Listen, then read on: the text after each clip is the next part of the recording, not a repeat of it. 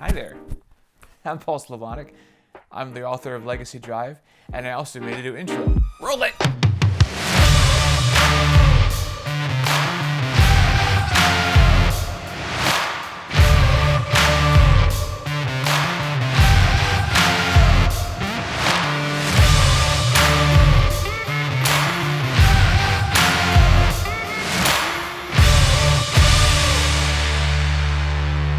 So for the people who typically view this channel, or have in the past, it's obviously been, I think, over a year since I've done a video.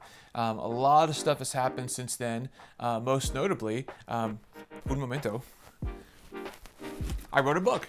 Legacy Drive, let me get the reflection not in there.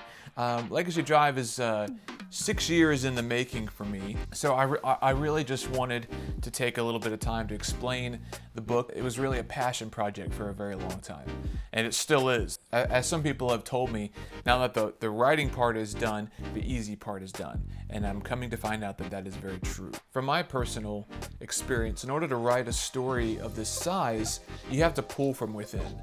A lot of the emotional stories that happen in Legacy Drive are stories that either I experienced or people close to me experienced, and I really wanted to shed some light on those stories. So Legacy Drive, where did it all start? iRacing. Yes, the motorsport simulator, the online motorsport simulator, that's where it all started for me. Back, I guess it was 6 years ago, when iRacing released Mount Panorama, Bathurst.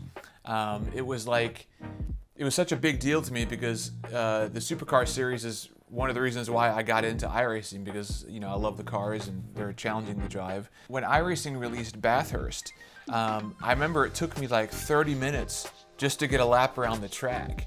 Because I wasn't very good then, and I'm still not very good now, but at that particular point, it took me a long time just to get a complete lap around the track. But when I finally got it, I really just started turning laps, just cutting laps, lap after lap, and I guess I got into a bit of a daze, and my mind starts to wander whenever I get comfortable. My mind is never just at ease, which is a blessing and a curse sometimes. I remember my mind kind of just wandering away, and I came up with this whole narrative while I'm driving this car around Bathurst, virtual car.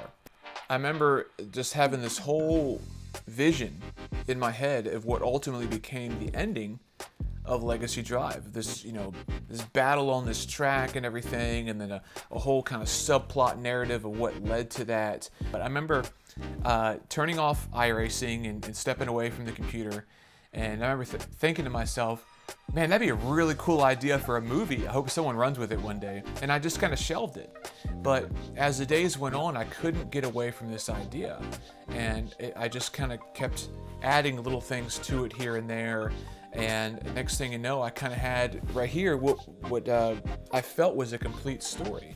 So I kind of had a little heart-to-heart with myself. Let's call it a heart-to-mind.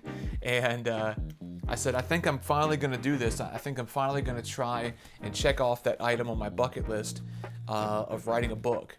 So I started, and I literally started in the worst way possible, and I followed through with it all the way through. I started on page 1, and I wrote it all the way through to the last page, which is the worst possible way you can write a book. Don't ever do that. That was stupid. That's why it took me 6 years to write. I hit writer's block plenty of times in between, and because I felt like I couldn't proceed without getting past certain points, I would just step away for months at a time. And when I mean months, I mean like 7 or 8 months. And then I come back to it, write for a few months, get stuck again, step away from it again, and it was just rinse and repeat for 6 years. Finally got through with it, and on May 28th of 2019, I released Legacy Drive. So the theme of Legacy Drive is really overcoming obstacles. I really hesitate to call it a racing story because I think that turns a lot of people away. It's kind of, if you think about it, it's several stories kind of packed into one book. So it's of course kind of a racing adventure. That is a way to put it, but it's also a story of what a father is willing to do for his son. It's a story of overcoming adversity in your life. It's a story of friendship. It's a story of love and loss and heartbreak and everything that goes with it in between. So there were a lot of different inspirations that went into me writing this book, which I'll get into in later videos. One thing I really wanted to share with you guys is just a little blurb from from the first few pages, and I felt the need to put this in there because it really sums up the book. It's a quote from Bruce Mclaren himself, the founder of Mclaren Automotive. And it's a very famous quote, but if you've never heard it before, I'll read it to you. And if you've read the book or you plan on reading the book, is a really good reason why I put this in there. And Bruce says, "To do something well is so worthwhile that to die trying to do it better cannot be foolhardy. It would be a waste of life to do nothing with one's ability, for I feel that life is measured in achievement, not in years alone."